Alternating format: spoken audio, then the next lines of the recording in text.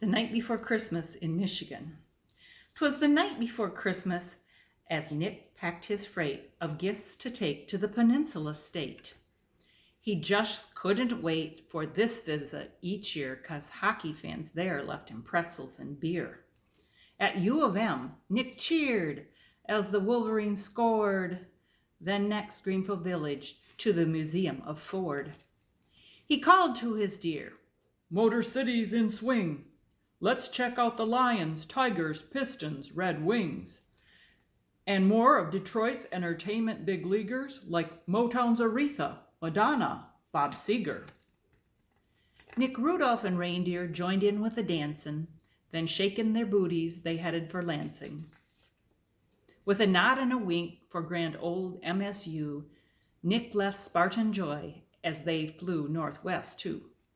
The icy cold coast of Lake Michigan region, where Nick dropped off gifts in Manistee and Muskegon.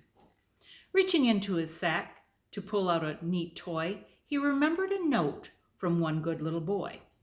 Wrote Timmy, "New ice skates would help my sweet dream to play for the Red Wings, my favorite team."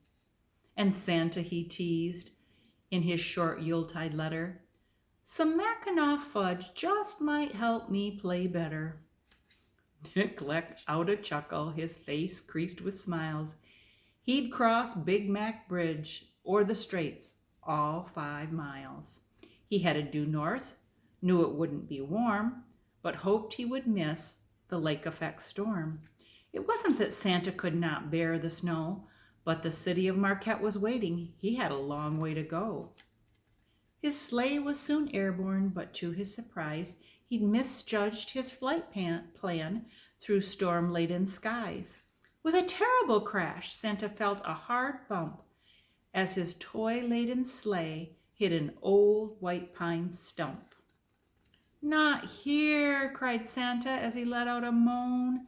"'Tis not a good region to use my cell phone.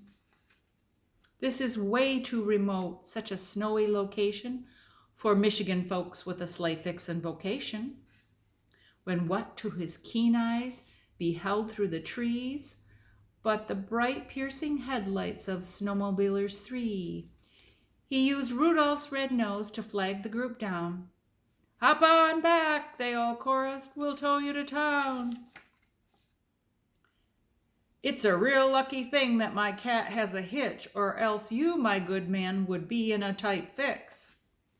The orange-clad drivers each offered a hand, not to shake, but to show where they lived in this land. "I'm Rick," said the first one, "and I'm from the Sioux, where you'll find the big locks that freighters go through." "I'm Jess," said the second, "Port Huron I'm from," and she tapped on a small spot midway up her thumb. "I'm Kurt," said the third, "from below Saginaw. I'm a navy bean farmer, see, here at Midpaw." "Why, thank you," said Santa, "for your kindness and sharing, but I have to ask, what's with the orange you're wearing?" "To protect us when hunting," they said. "Don't you know? We learned how to do it on the Ted Nugent show." Santa glanced at his team and then tense cleared his throat. "We don't shoot out of season, we just wear the coat." "Well, that clears the air," Santa chuckled, then said, "Will you lend me a hand with my just damaged sled?" They patched what they could, and with red sleigh in tow, Nick's deer led the way as they sped through the snow. A cheer filled the air then when Santa arrived in quaint Frankenmuth, where Dutch roots still survived. With snow softly falling at Bronner's, they planned to see Silent Night Chapel and Christmas Wonderland. Jess quietly mentioned, "We've several good friends at GM, Ford, and Chrysler. Your sleigh they could mend. We'll take you round. You can ride my Ski-Doo from the Porkies Northwest down to Kalamazoo." "You guys are the best," Santa said like a native, "and your solutions to problems are very creative." Crossing Mackinac Straits, they picked up the treats. The tourists were gone, not a soul in the streets. Then racing the dawn, they sped on through the trees while dropping off presents.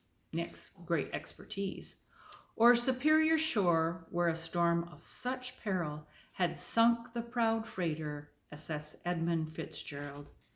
And at last at Marquette, Santa finally slowed down at a snug little house on the outskirts of town.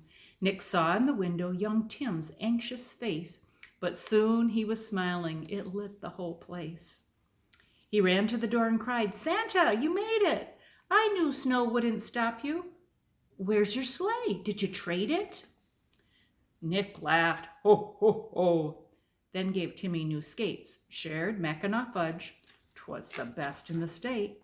Before dashing off, Santa gave Tim a squeeze. "Now get back inside, lad, before your ears freeze."